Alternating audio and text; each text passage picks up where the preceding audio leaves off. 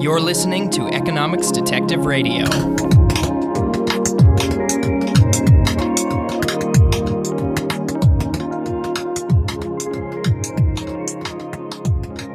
My guest today is Noel Johnson of George Mason University, and if that name sounds familiar, it's because he was the co-author on the paper I discussed with Mark Koyama last month. So, Noel, welcome to Economics Detective Radio. Thanks very much, Garrett. I'm happy to be here. So Noel recently released a working paper titled The Effects of Land Redistribution, Evidence from the French Revolution. It is co-authored with Theresa Finley and Raphael Franck. The paper examines the consequences of the land auctions held by the revolutionary government in France. But before we discuss that, Noel, how about you set the stage by talking a little bit about the Ancien regime and its economy? What should listeners know about pre-revolutionary France if they want to understand your paper? Okay, sure. So first of all, I should mention, the paper is co-authored with Theresa Finley and Raphael Franck. So there's a lot of stuff in there that they shared in the creation of. So I'll try to do my best summarizing the paper that we did as a joint product. So the situation in France before the revolution, really until the revolution was getting to a close, was that property rights were more or less feudal. Okay, so when I say this, what we have to understand is that it means that property rights were overlapping in many different ways. And probably the most important way is somewhat counterintuitive or somewhat harder to grasp for people living in the modern age. And that is, you have all these rights that are outstanding, and held by various interest groups throughout the country.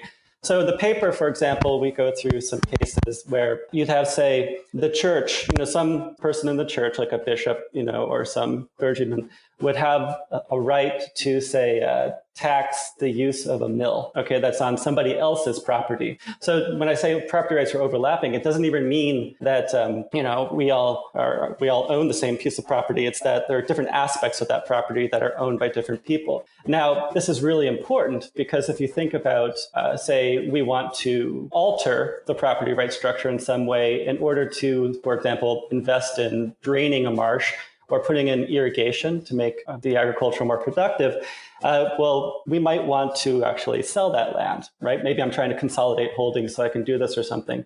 But if I want to do this, I'm going to have to negotiate with all of the relevant stakeholders who own some privilege on that land. For example, if I'm going to be changing the use of that land, so the mill is becoming less valuable, or more valuable, then the owner of that privilege is going to want to have some say in how those property rights are reallocated.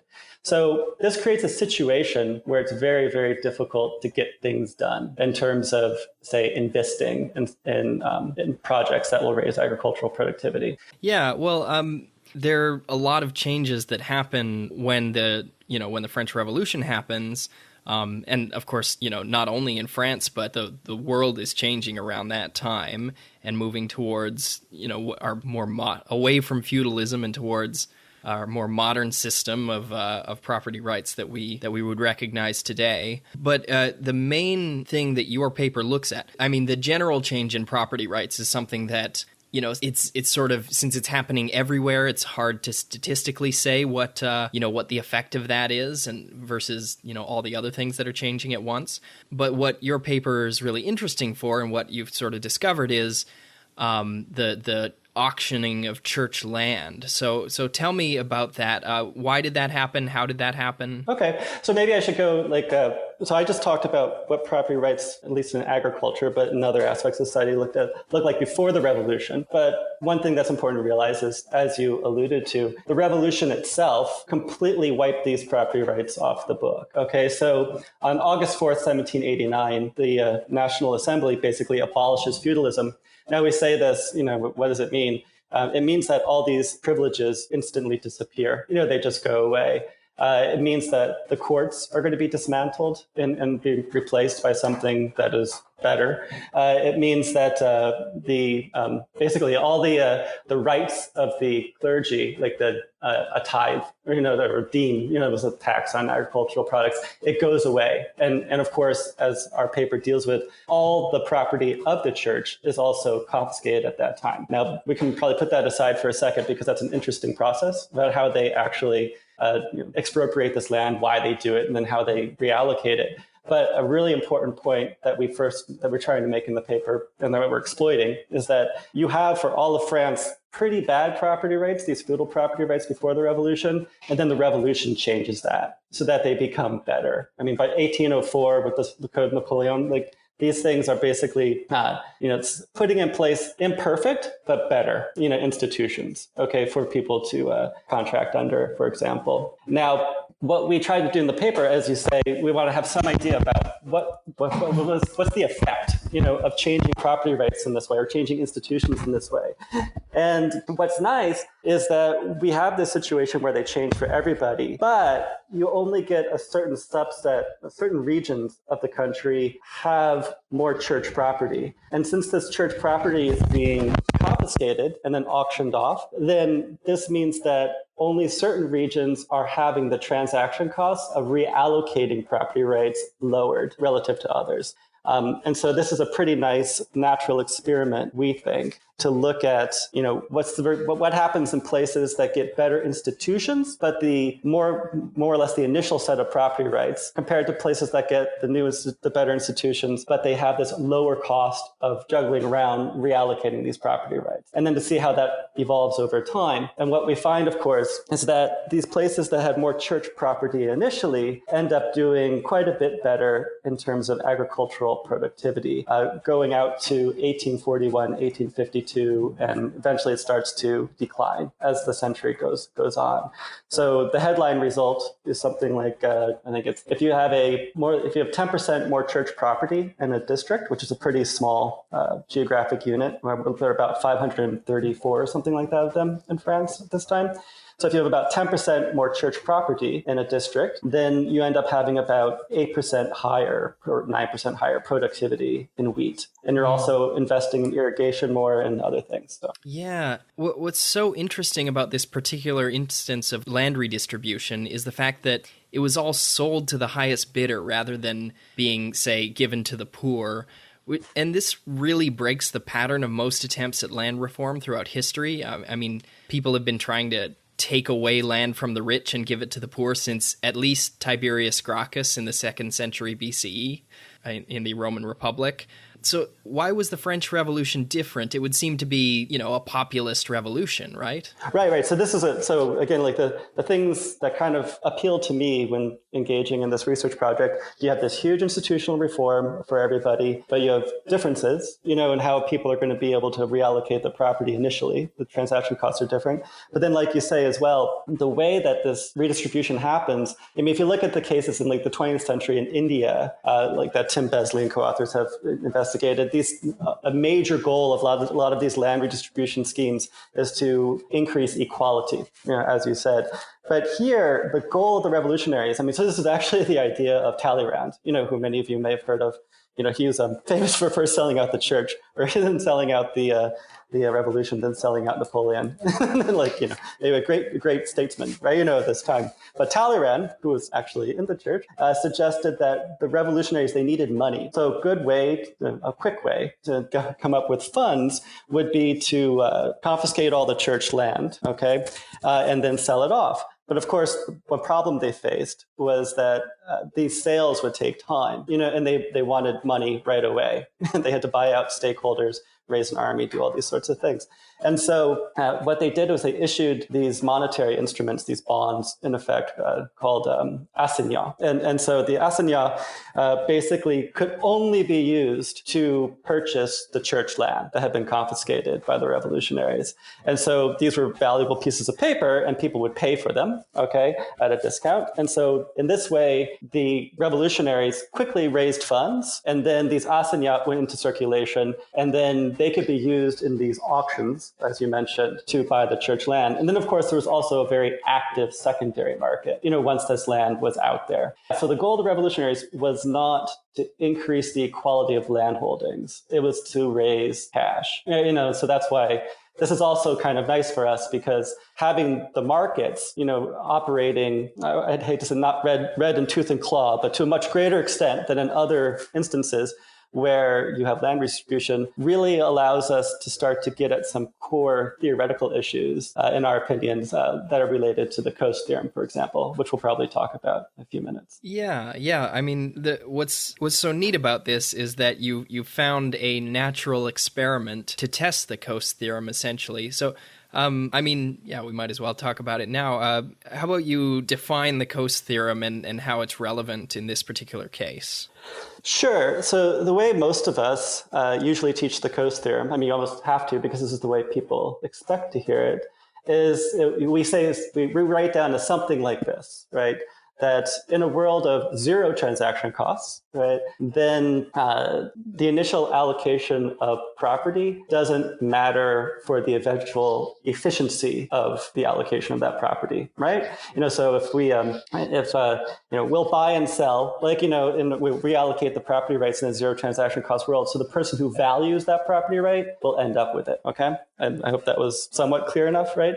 But and many of the listeners, I'm sure, are very familiar with the Coast Theorem. So this interpretation, in the first or second paragraph of the paper, we have a footnote to a great paper by Deirdre McCluskey, which I think the title is On the So-Called Coast Theorem, which was in the Eastern Economic Journal a while back. And in there, she talks about her interpretation of how the Coast Theorem came to be stated this way, right? And she basically tells the story about in 1960, there was a dinner party with, Ronald Coase was there, George Stigler was there, and I think Aaron Director, was there. And again, some other people big in Chicago, at the time. And they had, Coase had successfully convinced them of his problem of social cost paper, that he was right, about what he was talking about, and it involved shuffling chairs around or something like this.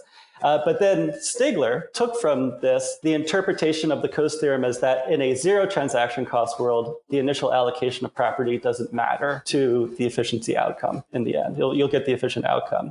And Coase disagreed with this interpretation a great deal, as does McCluskey. And it's a great, everybody should read the article because it's lots of fun and it's like 3 pages long. But it's like she has great lines like, Paul Samuelson, when he heard Stigler say that this thing was the theorem, the Coast Theorem, then as she writes, Paul Samuelson from Gary, Indiana, had all sorts of objections, right? It's like, where are your hypotheses, this sort of thing. But in any case, the reason why McCluskey and Coase object to stating the Coast Theorem that way is that we live in a positive transaction cost world. We live in a very positive transaction cost world. And if we were to think of the Coast Theorem as just being the zero transaction cost statement, I mean, that's implicit in Smith, Adam Smith. It's implicit. It's quite explicit in Edgeworth, right? And it's very, very explicit in the first welfare theorem, right? So Arrow and Debreu. But if one states instead as in a positive transaction cost world, then the initial allocation of property rights is going to matter a great deal, to the efficiency of the eventual outcome. Then that opens up a whole bunch of interesting possibilities, for how we're thinking about the world. And according to McCluskey, at least, and others who I've talked to, that's how Coase thought of the Coase Theorem that he was talking about, because he truly believed that the world was positive transaction cost. And what we can do in our papers, we have a manipulation of transaction costs, basically, is how we interpret it, in that these auctions of the church land are making transaction costs lower in certain regions of France than in others to engaging in these land transactions, right? And so that you can reallocate the property. And I can tell you about how that process played out, right? And why that reallocation, we think, ended up having these positive effects. The way to think of it is that you run one big auction and you just have a bunch of bidders there, and there's some cost to doing that, but you can have a lot of transactions in very little time for just the fixed cost of running a single auction. And everybody just negotiates with the one seller, which in this case is the state, and the property goes to the highest bidder, the person who thinks that a particular tract of land that they can work or get the most productivity out of. And that is in contrast to having to, in the pre-revolution world, you'd have to negotiate, like you said, with many different stakeholders if you wanted to do anything to a piece of land or to buy it or something. Or even in the post-revolution world, individual negotiations with with maybe just one or two stakeholders is still a lot more costly than just a single centralized auction. Right. And there are a couple things I two things I should mention. First, you characterize what I've been saying very accurately, and there is a little bit more nuance in that the auction process that took place, it would go to the highest bidder. That's true, but there's a lot of evidence that there was a tremendous amount of speculation, right? But I mean, we're not too worried about that because there was a secondary market and speculators speculate, right? And so that means they're eventually going to sell it to the person, who's farming, who's going to value it the most. So there was a lot of, it probably was not the case, right? That on the initial sale, during the revolution, of this land, it went into these large landowners who had a lot of capital who were then going to invest in irrigation, right?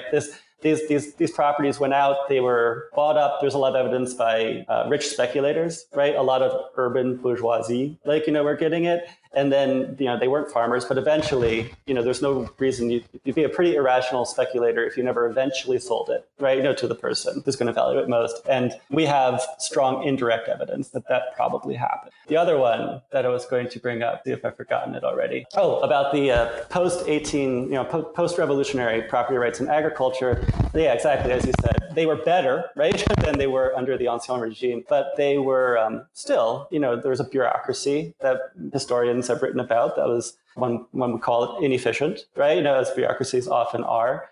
There was a lack of detailed land surveys that wasn't rectified until many decades later, right? And I think it's the 1850s or 60s. I forgot the exact date that the Land Cadastre was done. And so there's problems with delineation, and then also just problems with, going through the bureaucracy. And then, as you said, just classic, holdup problems and things like this were still existing as well. So, yeah. Okay. So I guess part of it then, so there's the initial auction. A lot of it is sold to speculators. But at least those speculators, unlike the people who owned it before and were maybe pretty happy with, with just, even if it was in a low productivity use, just keeping things the way they were, these speculators were eager to sell and sort of created the secondary market, or the institutions through which the large landholders and the people who plan to actually work the land and actually get some productivity out of it could then buy land fairly easily. Is that generally the gist? Yeah. And this isn't the main point of our paper by any means. We dedicate maybe a sentence or two to talk, or maybe a paragraph to talking about this.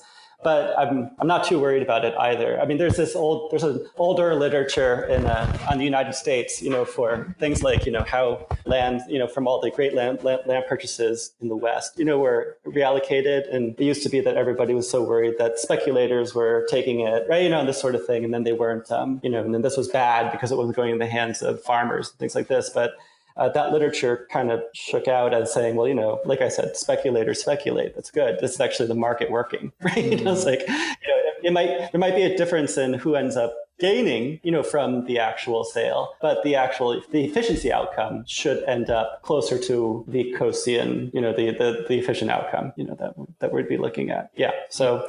And one major result that you show is that there's higher inequality in land holdings in these places with a lot of church lands initially. So tell me about how inequality plays into your story. Right. So we get these fairly strong results on positive outcomes, right, in places that have more church land. So just to reiterate, I mean, the ones we find the wheat is the big product, that we just focused on the productivity of wheat grown yields, basically. But then also you get these irrigation investments. Also, you get less land laying fallow. That is, less land that you're not using and you're letting it replenish, through, say, a 3-field system or 2-field system or something like this. And then you have more land being planted with protein enhancing plants and these sorts of things, legume, right? And then you also have increases in market access, but we'll put that aside. But then a major question is why, would we see these things? And is there some mechanism that we can tease out? And one thing that we find, as you said, is that in 1862, there's finally an agricultural survey where they report at the district level, this high level of disaggregation, the average sizes of farms that you see. And actually, I'm sorry, it's not district, it's only department level, which is about 80 regions across France. So it's actually a higher level of aggregation, but it's the best we can find, in this paper. So what we find when we look at that is that especially in the right tail of the distribution, farms are bigger in the places that had more of this revolutionary redistribution of church land by, a decent amount, right? And so this ties into a theoretical story of Eau de Galor and Moave, right? Which they have this paper from a few years back where they basically argue that inequality can be good when physical capital is the dominant input that's driving production. But then as physical capital becomes less important and human capital becomes more important, then inequality is better. So, and there's a paper before the Galor and Moave by Galor and Zaira, right? And there they basically talk only about the equality and the human capital angle. But what the Galor and Moave paper is interesting for us is that it's the physical capital world is where we are at the end of the revolution and for much of the 19th century, right? The big human capital gains don't come until the end of the 19th century. And so the intuition behind this paper, this result that they offer, is that for richer people, for people with higher income, they're also going to save more. And this is also going to translate into more investment in physical capital. On the other hand, education, right, is one of these things that's unique to an individual. And there, you're going to have the effect that if you have more inequality, then of course, the rich are going to be able to pay for their education, but the poor are not. But if you have more equality, then you get a more broad amount of education that emerges from the economy, and that can be very good for development then. But for us, it's things like investing in drainage, on the land, which is like cutting edge agricultural technology, in the 19th century. Like, the 1856, I think, World's Fair, these, pipe manufacturing machines were they figured prominently, right? At this event, right? So for the physical capital world, Galor and Moave say inequality is going to be more conducive to that investment. Okay. And so that's how we link, it's not a theoretical paper, but we just cite them. But their ideas are consistent with what we find in terms of the investment. Well, yeah, I was just going to comment that it's important to remember that this is the age before, corporations and developed financial institutions that could maybe pool a lot of people's resources into one big investment. You had to have that one landowner owning the large plot of land so they could benefit from the economies of scale, because you couldn't have like a bank, say, or a corporation taking a small amount of money from 1,000 different people and making one large investment at the time. It was higher cost, than it would be today. And so, I left out the capital market imperfection part of the Galor and Moave story as well. Yeah, I'm probably doing great damage to their story the way I describe it. But the basic idea, I think, is there. So one thing I'm always very impressed at in economic history papers is just finding the data, right? So often I'll think of a great research question and go see if the data exists, and even if it's something that just happened in the 1970s, more often than not, it just doesn't, data, just because we want to ask a question doesn't necessarily mean that anyone has actually, done the survey or gathered the information that we need.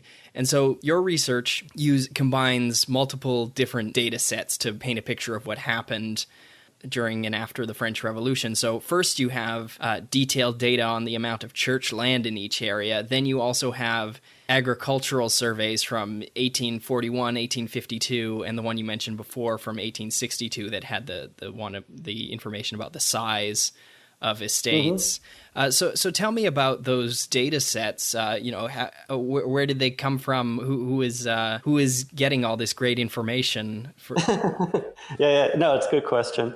This is where I get to complain about collecting data. So these data sets, the main dependent variable, the main variable of interest, right? The treatment variable that we're looking at is the amount of church land that's confiscated. And those data were actually collected they were collected from many local studies by two historians named Baudinier and Tessier. And so we just wrote an email to Baudinier, and eventually he delivered them. And he has a large book describing it. But as is often, and he didn't collect these from archives, because it's actually, you have to go, they're not just in departmental, they're not national archives, they're not just in departmental archives.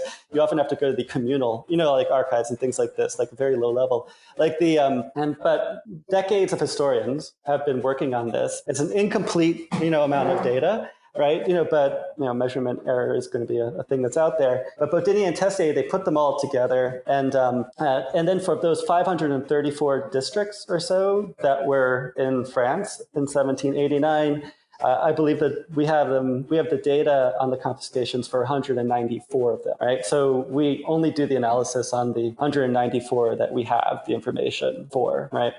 And so those data come from there. And but because one of the nice things that economic historians can often take advantage of is, Baudinier and Tessier, wrote this very fascinating and great book, right? Hundreds of pages describing, what a historian once called the most important event of the revolution, right? It's like, which was this confiscation and redistribution of the church lands. But they don't really do the analysis that an economist would necessarily do, right, on those. And so there's some low-hanging fruit that exists there. But then, to put that together with all the other information, these come from, these annual statistical or agricultural surveys that take place like every decade or so, and they're not annual.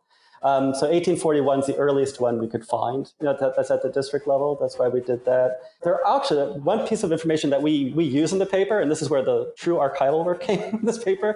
It ended up not being not the most important thing we did. Is my co-author Theresa Finley. She actually, when these auctions took place, the revolutionaries sent out a surveyor to the properties in order to evaluate what they were worth. Right? It's like for what they're going to put them out on initially. And these sorts of things. And they were very interested in this. And we were also very interested in this because we thought this would be great, at the very least as a control, right? To get some idea of, are these church properties in certain places worth more than others and so on. And so she collected the, value from these auction books for about 4,000 separate properties that we use as a control in two regressions. So, in a robustness table. But that took her months to put that together, which she luckily is using for another paper as well. Yeah, I'm just, there's a parallel here. It's almost like, the initial allocation of property rights in all these different data sets matters for what research gets produced. It's the Coast Theorem is at play here too. Yeah, it's just that now that the internet exists, transaction costs are low enough that we can collate them. Well, one of the greatest woes, of being an economic historian who often looks at things in France, is that the Bibliothèque Nationale, which is is one of the main depositories of this sort of material, and they've been digitizing, right, and putting online vast amounts of this information. It's a website called Gallica, which anybody who's interested in French history should go on. And you can get, what I used to have to go to Paris to try to find, almost instantly now one can just download. And you're still doing archival research, but you're just not getting your thumbs dirty, in the same way. But it's unfortunate too, because you're also no longer in Paris, while you're doing it. So. But yeah, so those data sets were collated between the three of us, basically, over a large period of time. But we're lucky, that the historians, especially Baudinier and Tessier, work to put together these different regional studies that make possible the paper that we do. Yeah, that's a great thing about historians. They're so good at assembling vast amounts of information, and then as an economist, you can come along with your comparative advantage in analysis and really benefit from having someone do all that work of gathering the actual information. So one issue that you address in your paper is the possibility that places with more church lands may have been different. Say that maybe the church wanted to control the best agricultural land or something like that. So how do you address that potential source of endogeneity there? So this is a major concern that we have in the paper, is that, like you said, it could be the case that, the church just happened to acquire land that's more productive, right, than non-ecclesiastics. And so then this would just create this bad endogeneity problem for us. So we have multiple strategies to hand to try to deal with this. The best one, which we don't have, I think what we would have loved to have had were estimates of agricultural yields before the revolution in a consistent way across all these districts. So we don't have that. So in the absence, we do the following things. We have control variables, right? So we can use the data, which a lot of other people are using from the FAO, on the potential suitability of soil at a high degree of disaggregation across France to see, if there's some difference in potential suitability for wheat production in these places. And so those are very cool data, like people like Nathan Nunn have been using for many years now. And you can get it, I think it's at we're using half degree, or so resolution data on that. And so that's really helpful. Another thing that we try to condition on always is the idea that one thing that may determine the productivity of a farm would be how embedded it is in the markets around it, right? That might affect whether you're willing to invest in it. It could also affect, the diffusion of technology, all sorts of things like this. So we almost always condition our regressions on measures of market access for these districts, which this involves a little bit of work of putting together these transportation network maps for France. We do it for 1789 and 1841. That basically we get the road network, the canal network. We know where rivers are. We obviously know where the sea is. And then you get estimates of how costly it is to move along any of these transportation routes. And then we split France into 5 by 5 kilometer grids, I believe is what we chose to use. And then you extract, the least cost transportation technology for each of those grids, okay, for France. So if in one 5 kilometer grid, 5 by 5 grid, there's a river and there is a road, then you're probably, in our case, you are going to extract the cost of traveling by the river because that's cheaper than traveling by road, at this time. So then we have this grid, right? That shows us, all the least cost technologies for each of the grids. And then you run something called Dijkstra's algorithm on it, which basically is an algorithm to determine the least cost travel path through these grids between any 2 points, right? And so you do this for all of the districts, which are in effect our points, right? In this scenario. And then you create this measure of market access, which is in effect the population. You take a district and then you look at the populations of all the districts around it and you add them up, but you weight them according to how costly it is to get to them through the transport network. So if a district has a lot of population, but it's very far away, then it's going to enter in at a much lower level. It's going to have a weight that gives it less influence, on this measure. And so that market access measure is basically telling you about your access to markets that are going to sell your stuff, but also to a large extent inputs, right, to your production process are being captured by it as well. So that captures a lot of the stuff that people might obviously think of, like, distance to Bordeaux or Paris or Lyon, distance to the sea, distance to a river, that kind of thing. But it's probably a slightly more sophisticated way of doing it. Okay, so we have those controls. We also have a instrumental variable. I'll talk about that, Yeah, your instrumental variable, you have a lot of different ways you try to control for this endogeneity, but the instrumental variable is the presence of a bishopric, right? Yeah. No, I can talk about it. I just want to make sure I wasn't going on a tangent that we all didn't want to arrive at. Tangents are good. Okay, good. No, the instrument, it's I'm fairly confident in it. It's so what we had to do, right, is find something that's correlated with the presence of church land, but that would be uncorrelated with other things that are going to affect, say, wheat yields in 1841. Okay. And the idea I had was, why don't we look at, how close you are to a bishopric. Okay. So there are a bunch of these bishoprics in France. We have a map, in the paper. I forget the exact number, but we're think on the order of 30 or 40 or something like this. Okay. And they are established, more or less, they're all established by 1200 AD. So you think about why a bishopric, was often established. Well, there are many reasons, but the one that we point out in the paper is that you're often doing it to increase the administrative capacity that the church has in a region over its property. Okay, so in the centuries after the Catholic Church becomes adopted by the Merovingians and the Carolingians and these sorts of things, they acquire vast swaths of territory in Europe, much more than they had in the 18th century. Okay, by that time. And one of the main roles that these bishops were playing was to protect, the property, that they held.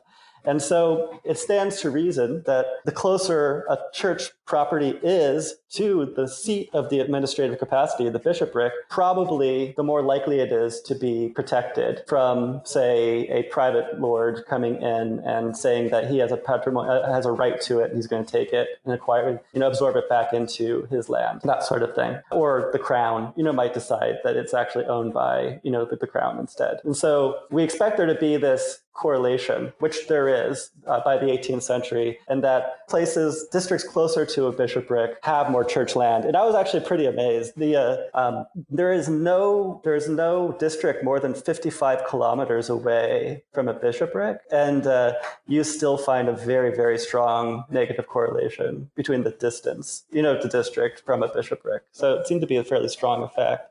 But then issues of validity, right? Is this going to actually be a good instrument in that it's not correlated with other things that are going to be generating agricultural productivity by the 19th century? We would argue it's likely, right? I mean, if you think, let's go back to the markets we were talking about before, and this is the example we give in the paper. If you think of one of the main things that's going to matter for whether I want to own a farm, in one place is going to be, am I close to a place that's going to have a large demand for my stuff, right? So I can sell it. That's going to make it a more valuable thing for me to invest in and manage, right? And so first, we'll always condition on the market access. But the two biggest events that affect the distribution of population in Europe, but also in France, since these bishoprics were established, are going to be happening, after they're all established, after 1200. So those two big events are going to be the Black Death in the 14th century, 1347 to 1352 or so, which kills on average 40% of the population of Europe or so. And also it seems to have triggered an urban reset from the Mediterranean towards the north, and so there's a shift in populations from the south, to the north. The other big thing, which is shifting around these populations, is going to be the opening up of the Americas, so the Columbian Exchange. And so this is going to shift urban density more towards the Atlantic coast, as explored by Acemoglu and Robinson, in their Atlantic Traders paper. But it's just an empirical fact. So this means that these bishoprics, they're protecting certain church property, but you're having a redistribution of urban density after the bishoprics are already established. And that's going to be a major factor in the agricultural productivity, going forward. But it should be uncorrelated, with the location of these bishoprics. So that's our reasoning with that. And so we have that instrumental variable as well. Oh, and I should mention before, we can come back to the instrument if you want to criticize me for it, right? But before I do that, probably the most important thing we do in order to try to get some identification in this paper is we also in most of the regressions, we use 12 region fixed effects. So, we split France into 12 separate regions, and there's always a dummy variable in there for those. So anything that's unobserved, that's driving agricultural productivity and correlated with church land, that's also going to be correlated within those regions, we're going to be absorbing and picking up. So we're identifying on that within region variation, right? So it's not like we're comparing, places close to Paris to places that are in the Auvergne, which is kind of I dare to say, more backwoodsy, right? A little less developed part of France. We're not, because we have those region fixed effects, that are in there. Yeah. So the bishoprics are established in the 12th century, and basically, so you have half a millennium between then and the time when these auctions and the revolution and the redistribution is taking place. And it sounds like there's just essentially entropy, right? The bishoprics may have been set according to the agriculture or the economic realities of 1200 or something. But when enough time passes, that essentially becomes less and less correlated with the economic realities of the time. That's correct. That's our contention for using them. Yeah. Okay. And one of the fascinating things too is like, the church was gradually losing land, in general. But an interesting fact I should have mentioned, probably right at the very beginning, by the 18th century, it's not just that there were high transaction costs because of the feudal institutions to engaging in land transactions for the church, but the church was also explicitly forbidden from engaging in many land improvements and many land transactions that involved their patrimony. There was a rule, a part of the institutional framework called mortman, right? Which is the dead hand, right? It exists in English law too, right? But basically it said that the church's property was not allowed to be transacted, even by the church, without an explicit approval from, the king and a local parliament or a local court, right? And so we see, like in the record, they did make transactions, but it was really, really complicated. Now, the justification that was given for having this rule in place to prevent the church land from being transacted in the 18th century by the king was, of course, well, we're trying to protect the church, right? So people don't take their land. But of course, the church didn't always like it. And, in all likelihood, it probably had a lot to do with the crown not wanting nobles to acquire church land, right? And thereby strengthening their position. So, but it's just a related aspect of this, to what you were saying, where there's this, gradual loss of church land, but it's reflected in the institutions that are present in the 18th century as well. Oh, yeah. So, that's interesting. It kind of, a lot of these unproductive institutions, or these rules and things before the modern era that sort of held back economic growth, a lot of that seemed to come out of this competition between elites who, trying to hold power or to prevent each other from becoming too powerful. Yeah. No, one of more examples. I mean, the whole anybody who's gone to Versailles, right? This whole thing where Louis XIV was bringing in nobles to Versailles, and one of the things he was also doing, one reason he did this was that he wanted to keep an eye on them, right? But he also at the same time he was going through a strong effort to try to take away their privileges, right? By forcing them to prove that they had the right to those privileges, right? Which ended up just spilling a tremendous amount of ink, but wasting a lot of potential productivity with nobles and clergy and everybody running around trying to justify their exemption from such and such a tax by stint of their blood and these sorts of things. But he really drove this emphasis on status, right? And which was in all likelihood very bad for growth because of his attempt to take away privileges that they were claiming and so forth. So that's an example of what you were talking about. So there's one particular subheading in your paper that when I kind of jumped out at me when I was reading it, and that is the potato as a placebo. Okay. Yeah. So I mean, I thought, whoa, is this a medical paper now? I don't know. Okay, this is another one of our strategies to try to avoid the endogeneity issues you brought up. And so the idea here is that a placebo is a placebo regression. So we want to run a regression where we want to find that the dog doesn't bark, right? We don't want to find an effect because we don't think that our treatment should affect productivity in the potatoes. Let me go into some detail and explain why. So one of the ways, right, that this redistribution of church land was leading to, say, higher productivity in wheat, we believe, was through investments in irrigation and drainage, right? There's a lot of evidence that potato, which is introduced much later, right, into the scene here, but the potato is the productivity of potato production is highly correlated with wheat productivity spatially. Okay, in France, we show that in the paper. So that means if all we're doing in the paper is picking up that places where the church owned more land were really good for wheat productivity, then that should also just be showing up in a regression of church land on potato productivity, okay? So we don't find that, right? And we find that when we run those regressions, especially after we have the fixed effects in there, we get zeros, across the board, which makes us feel better that we're not just selecting on awesome land, right? For agriculture, that the church happened to be good at keeping hold of the best land, okay? Another thing about the potato is that at the time we're looking at, so like the first half of the 19th century or so, and even later, it's really not a major agricultural product in the same way that wheat is. And in fact, it's the amount of acreage dedicated to potatoes about 10 times less than it is for wheat. It's considered, especially in the beginning of our period, to be more of a crop that you put on the margins. You grow it, on the margins of your other crops.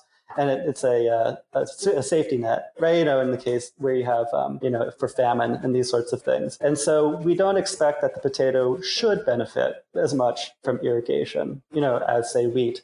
And another reason is that nobody was really thinking of the potato as this thing that we need to invest in irrigation for, because it just grows really well. It's, as Nathan Nunn and Nancy Chen talk about in their research, the productivity, per hectare, of growing potatoes, like the amount of people you can feed is order of magnitude greater, or probably maybe multiply. I think it's at least one order of magnitude greater than something like wheat. And so for all those reasons, we were interested in running these regressions using the potato as potato productivity as the outcome, just to help reassure ourselves that we're not just picking up on the church was good at preserving land that was good for agricultural productivity. Does that make sense? Yeah. So the potatoes are not as capital intensive as wheat, is what you're saying. And so the increase in investment in the land and drainage and stuff like that should not have affected them. Yeah. It was a crop that you didn't have to make those sorts of investments in, right? And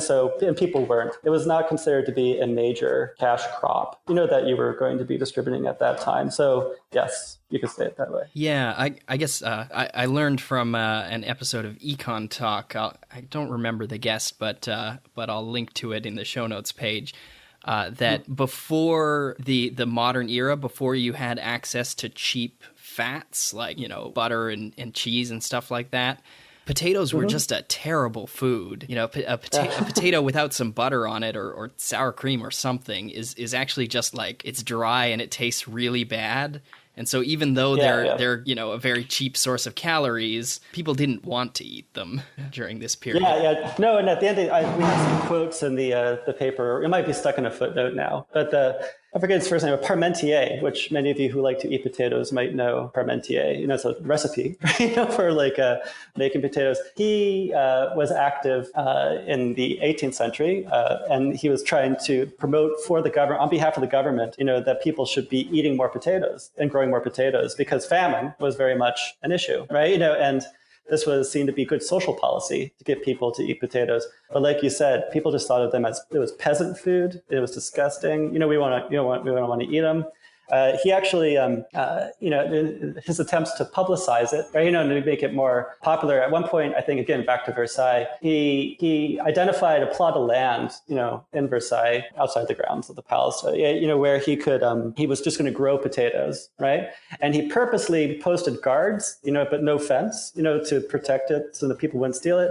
But then he purposely also told the guards to go home at night, so they weren't there. And then, of course, once the potatoes started growing, they were stolen, by the local people in the town, which then Parmentier, would over and over again bring this up as, a story that he would tell people to prove to them that, look, potatoes really they're good enough to steal, right? So we should all be growing them, and they'll keep you alive in a famine. But yeah, the perception of potato is not a good food. I didn't know as much about the fats, that you talked about, that played a big role in changing. That's interesting. Yeah. Yeah. I mean, potatoes are so, they're in French fries, right? But to make French fries, you need a big tub of oil to fry them in. We don't eat potato like an apple. Yeah, it's a little starchy. You can't make French fries in 1840. It would just be prohibitively expensive to. That's a good question. I should know when French fries were first made, actually. Anyway. Okay. Yeah. Good. So that's what we use potato. And all of these strategies, let's just be honest, all the strategies we use in the paper to try to overcome some potential sources of endogeneity are imperfect, as they always are going to be. And we do not have the explicit, I called this a natural experiment before, but it's not a natural experiment in the I went and found a random event thing, way. That often these natural experiments are. We're very concerned, right? That this distribution of church land might not be random, and it might just be driving our results.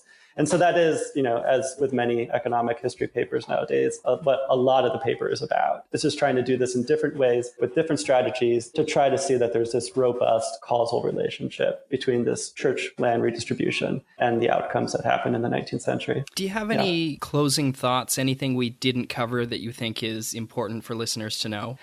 Well, I would just reemphasize that while this is an economic history paper and it's about history, I like to always think of trying to write these papers about economics.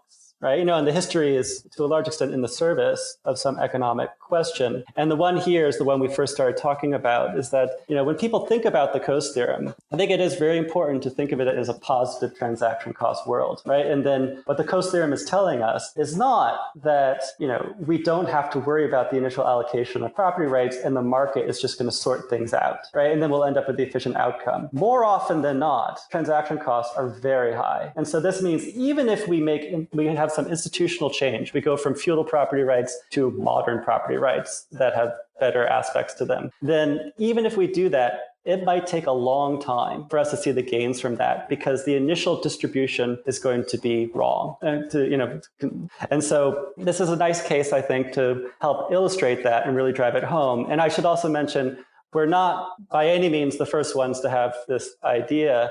And empirically, Hoyt Blakely and Joe Ferry, for example, have been doing really nice work in 19th century Georgia, talking about these sorts of issues as well. Precisely this point about the Coast Theorem. The initial property rights, if the transaction costs are positive, then initial property rights matter a lot. That's it. My guest today has been Noel Johnson. Noel, thanks for being part of Economics Detective Radio. Thanks so much for having me on.